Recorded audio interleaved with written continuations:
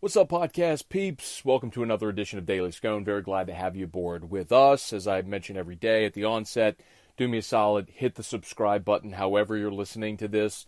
That would be a huge help to me. It's really like the only thing that I ever ask of you on here. Just do me a solid, hit the subscribe button, and share it along, pass it along if there's someone who you think might find this interesting. So, surprise! I've got another venture that I'm dabbling in. And this one kind of came about in an odd manner. It's called Fan Sports Network. So if you listen to my show or follow any of my content, daily radio show, Baton Rouge, New Orleans, simulcast on CST, write for Gridiron Now. I'm about to start writing this fall as well for something called the Action Network. I'll be a contributing writer. It's essentially, it's a gaming website where they have reporters for different teams that sort of give background and updates for their subscribers on the teams that they might want to wager on. Morning Scone on my Facebook channel, about a 30 minute show I do every Daily Scone, doing this. Well, I was on LinkedIn and I got a private message from a gentleman asking if I'd be interested in joining Fan Media Network. And I'd never heard of it and did a little research on it. Actually, private messaged the guy back. I was like, hey, man, do you have time? I'd love to learn more. Do you have time for a call? Well, he messages me right back. We get on the phone. This was Sunday night, maybe Monday night. The guy's name's Kirk Barrett. He's based out of Dallas. We had a good conversation. Oddly enough, he is from a tiny town in northern Indiana called Kokomo. And Kokomo is just south of South Bend, where I spent my freshman year of college at Holy Cross in South Bend. So we had that very odd synergy to begin. And we talked a little bit about being in Dallas, and I mentioned how I'd gone to a UFC fight in Dallas back in 2014. He happened to be at the same fight. So anyway, so we hit it off pretty well. So I was asking him about Fan Media Network. And for me, I always have two objectives when somebody approaches me. Number one, will I have reach? Will I be able to reach, provide greater connectivity with my current audience and reach a new audience? And is there a possible revenue model if I'm going to be working or providing content where I could get paid? So I'll take each of those at a time. What was interesting to me off the bat is the format of this app is that for its contributors, and anybody can become a contributor. If you're a fan, if you're a former player, if you're a journalist, anybody can become a contributor, and you post videos from your phone. It's literally that simplistic, where you can either use the recording device embedded in their app, or you can edit a video on your phone and then upload it to the app. And obviously they want content. But what was interesting to me, twofold from the content standpoint. One, with the short videos, short form, 60 seconds. There's nothing I do right now that is 60-second hits. Morning Scone is long form. Daily Scone is long form. The podcast that I do with Ryan Terrio is long form. My radio show is 3 hours long. At Gridiron Now, like everything I do that's spoken word or television is long form. So this was the first thing that I've sort of been approached about doing that's short form, 60-second videos. It could be an opinion, it can be breaking news, it can be just interesting video content.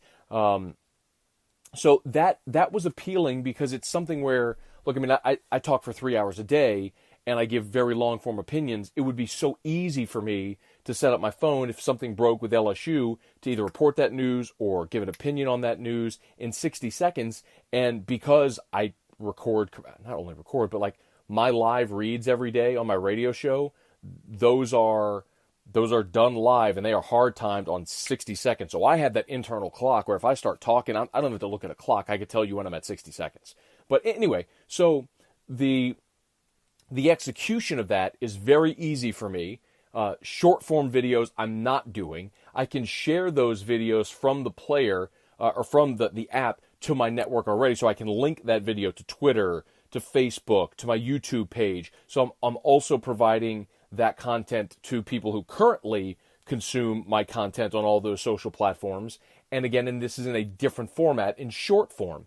So for those reasons, it was appealing. The other reason that it was appealing to me was because, as I was talking to Kurt, he told me that he had just gotten back from Apple World headquarters, and they did a deal, Fan Media Network did a deal with Apple News. So Apple News can carry their videos, their content. So theoretically, if I published a video and anyone who subscribes to Apple News Network theoretically could take my video and air it.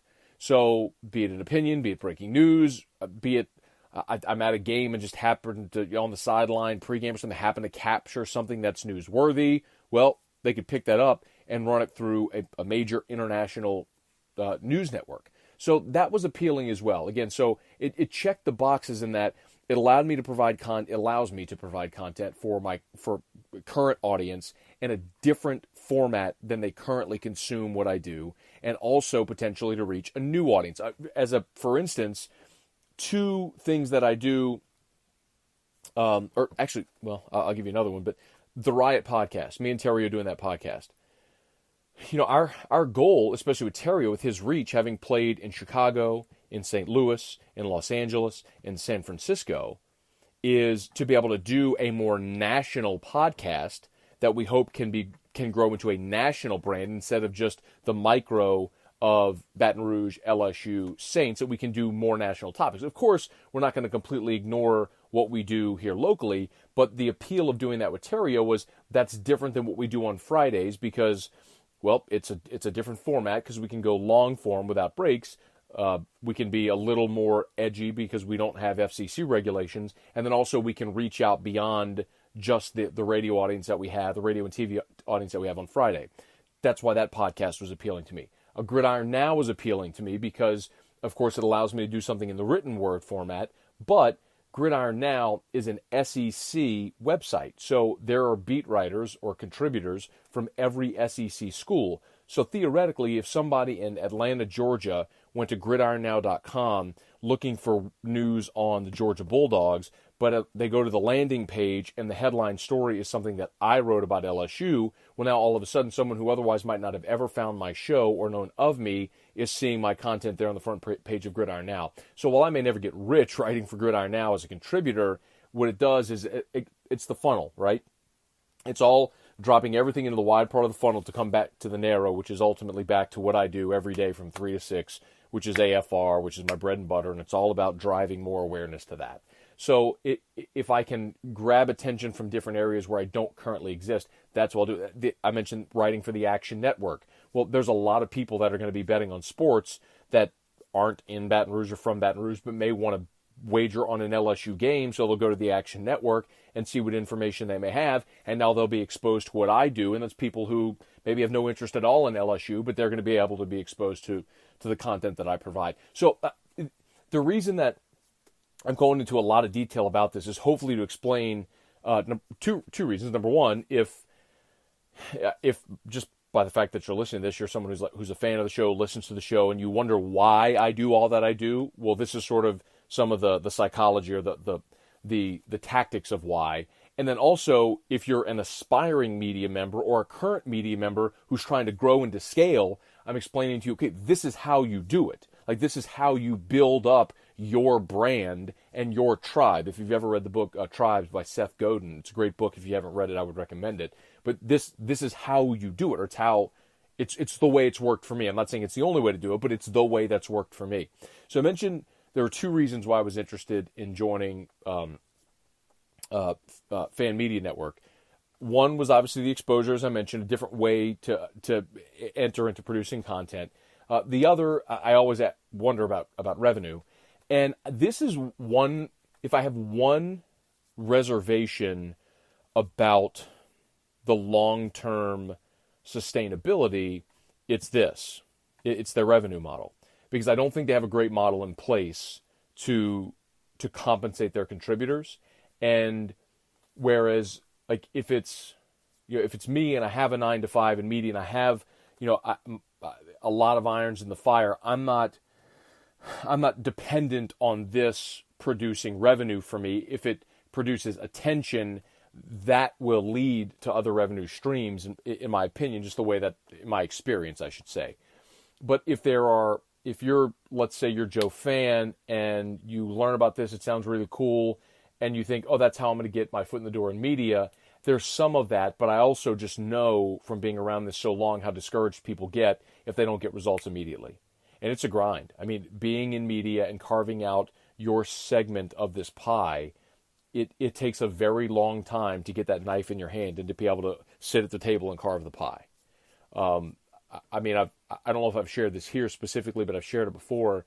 I was in radio. I started in radio in May of 2003. I did not get my first full-time job, like full-time job with benefits, until February of 2010. It was almost 7 years before I got a full-time job.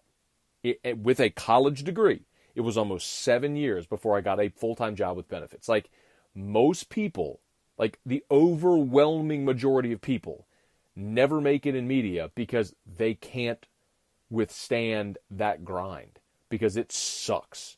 I mean, you live a shitty existence for a long time while you grind your way trying to make a living.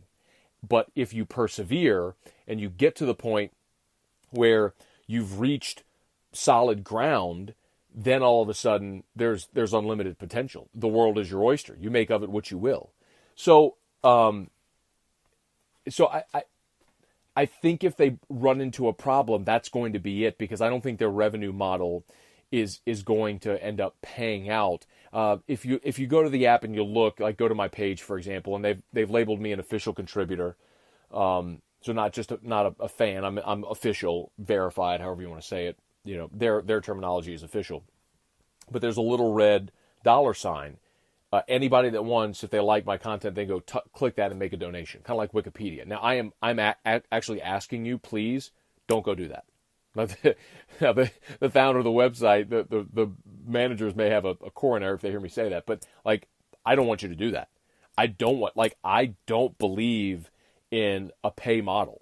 Like I don't believe in those recruiting sites that are, you know, premium or freemium, where you get some free and then you pay. It's like, oh, but it's only 99 cents a month. No, I can get in 2018, I can get any content that you can provide absolutely free somewhere else. If you're going to make me pay for it, I'm leaving. I'm going to go somewhere else where I can get it for free. I believe that the onus is not on, as a content provider, it's not on me to charge my consumer. It's on me to do such a great job that people want to consume my content, that advertisers will say, hey, I want you to endorse my product. And then if I do a really kick-ass job and like you consume my content and you get to listen to this podcast for free and you get to read my stuff at Gridiron Now for free and you listen to my radio show for free, which I want, by the way, I'm not in any way suggesting that that's bad, then if I come humbly to you and say, hey, by the way, the reason you get to do all this for free is because, man, Darren James, realtor, awesome guy, sold my home. He sponsored this, and if y'all are looking for a realtor, I really hope you give him a shout. And that's it. I'm not like making you pay. It's just an ask. That's all. And so I guess that's my approach. So like, I don't think that model of people clicking on that little button and making a donation, I don't think that model is going to work. There's another potential model where, as I understand it, the top producers of the major sports markets, you know, the 40 or so major markets in the country that have professional sports teams, and then the ones with you know, major college teams, their top producers will be considered like paid journalists, so you could receive a salary for a year of sorts. But it was my understanding that will come in time, if and when they get that sort of underwriter, that giant advertiser that can cover that whole nut for the entire year, which may happen and it may not, but I'm in a good spot because I don't care if it does. Like for me, even if I never make a dime off of this, the time it would take me a couple times a day to fire off a 60-second video is literally 120 seconds. I mean, and then maybe the 60 seconds to upload it and write a title. So like to do 2 minutes, two videos a day, 4 minutes total of my day. I mean, I've already been talking on this podcast for almost 15 minutes. So my point is, for what they're asking from me, which is, hey, contribute however much you want. But to do little 60-second videos, short form, is so easy for me to do. So I'm not really going out of my way to do it. And I think it's a cool platform that will allow me to be exposed to different audiences as I explain. So I think it's a really cool concept for me. Anyway, so look, if you've never checked out that app, and you feel like tooling around on it, like, just check it out and let me know your thoughts. Like, if you like the stuff that I end up doing on there, or if you don't, or I live on feedback, and I do